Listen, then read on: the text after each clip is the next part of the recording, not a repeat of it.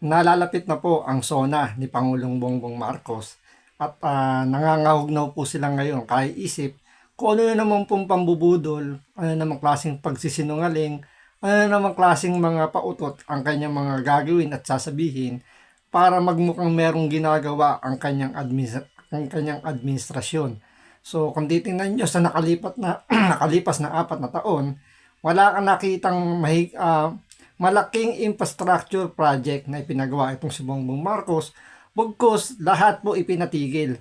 So lahat ng ipinangako niya dun sa unang beses niya umupo bilang presidente, na ipagpapatuloy nga niya yung mga nasimulan ni Pangulong Duterte, yung build, build, build, pinilitan niya nga ito, diba, ng build, build more. So yung from BBB ni Pangulong Duterte, ginawang BBBM, yun nga, pero sa kasamaang palad nga po, wala pong naipagpatuloy na malaking proyekto ang administrasyon ni Bongbong Marcos, at sa ngayon nga po kini-question po ngayon yan sa Supreme Court gawa nga ng doon sa nangyaring maanumalyang national budget natin, kung saan yung mga program fund, yung mga talagang kailangan ng pondohan, tinanggalan nga po ng pondo at lahat po inilagay doon sa tinatawag nilang unprogrammed funds. So mahigit 500 billion po yung nasitaron ng Supreme Court, at lahat nga daw po yun walang dokumento. So talagang ginawa ng paraan na mailagay po sa flood control project yung mga budget.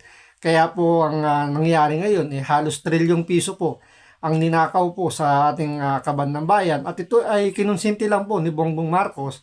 Kaya nga gumawa po siya ng kanyang ICI para ipagtakpan sila ng kanyang pinsan, at lumabas nga sa investigasyon na wala nga daw pong ebidensya magtuturo dito kay Martin Romualdez para panagutin. At ang mga nakasuhan lang po ngayon yung mga nag-iingay po na politiko, tulad na lang po ni Senator Jingo Estrada, ni Senator Marcoleta, at ngayon po ang tinatarget naman po si Senator Alan Peter Cayetano at si Senator Robin Hood Padilla. Ngayon, sa tingin ninyo, ano-ano kaya yung mga sasabihin ngayon ni Bongbong Marcos sa sonang kanyang yung paparating niya sona? So, kung papansin nyo, panay po ang pagbabakasyon ni Bongbong Marcos sa iba't ibang bansa para makaengganyo nga daw po ng mga investor para nga daw makapag-invest dito sa Pilipinas, para meron naman siyang may report na accomplishment.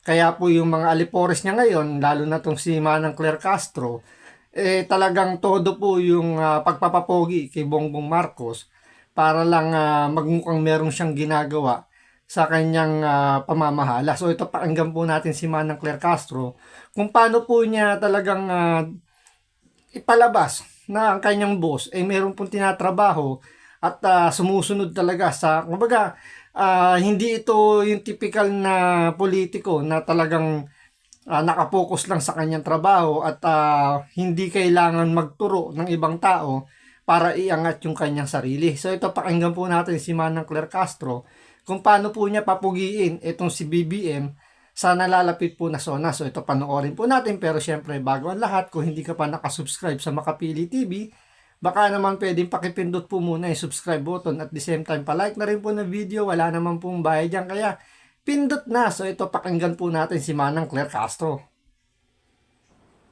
At lagi po natin tandaan, ang bagong Pilipino ay nangangako para gampanan ito.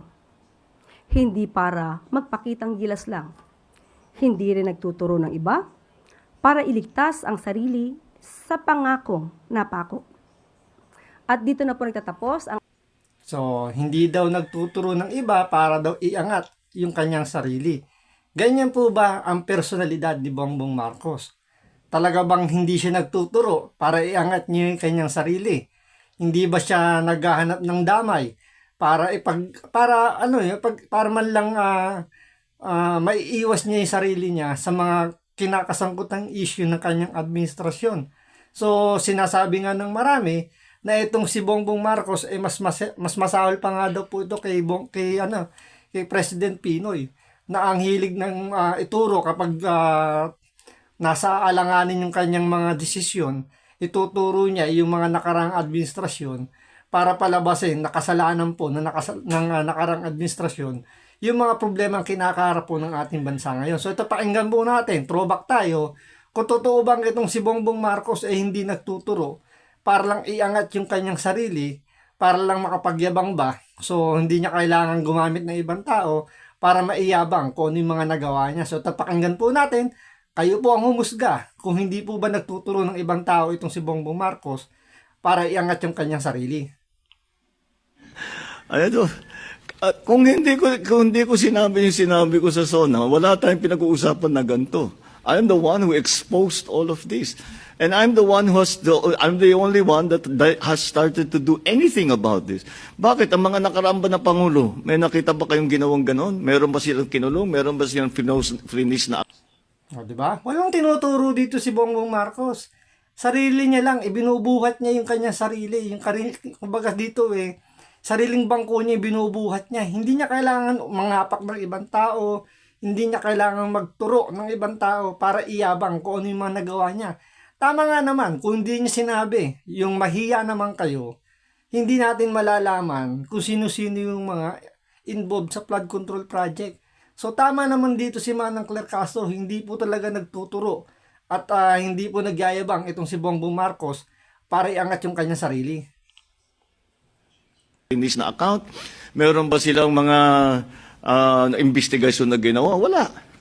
Sa akin lang. Tapos sasabihin, ako daw ang may kagagawan. Kung talagang racket ko yun, ba't ko sisirain yung racket ko? Di ba? That makes absolutely no sense. So, tama nga naman, nonsense nga naman yun. Kung racket nga naman talaga ni Bongbong Marcos, yung magnakaw sa flood control, hindi niya na yun sasabihin. Siyempre, kumbaga ayan pumapaldo na kayo Bakit nyo kailangang sirain pa kung aaminin niya na siya ay involved dito sa flood control? Pero ang tanong, bakit yung mga witness, siya ang tinuturong mastermind at yung pinsan niya? 'Di ba? So bakit yung mga nagwi-witness ngayon, pinananawagan na nga nila, pinagsisigawan na nila, tulad na lang ni Saldico, sinabi niya, si Martin Romualdez at si Bongbong Marcos, inutusan siya mag-insert ng 100 billion sa pesos para kunin yung kickback. So, ibig sabihin ba, yung mga lumalabas ngayong mga nagwi-witness, hindi nagsasabi na totoo? Pwedeng oo, pwedeng hindi. Pero bakit? Pag ang tinuro ay yung kritiko, yung mga bumabatikos dito kay Bongbong Marcos, biglang yung kaagad, yung totoo, at yung mga sinasabing maling script na nakita dito sa mga nagtuturo sa mga kritiko ni Bongbong Marcos, sinasabi kaagad na hindi totoo. So, eto kaya yung ipagyayabang ni Bongbong Marcos sa nalalapit niyang SONA, kung sino-sino yung mga naipakulong niya na may involvement dito sa flood control project. So yan ang aabangan po natin sa SONA, kung ano po ang iyayabang at kung itong si Bongbong Marcos ay hindi magtuturo para iangat yung kanyang sarili. So hanggang dito lang po muna. Maraming salamat po sa panonood. Ingat po kayo lagi. God bless.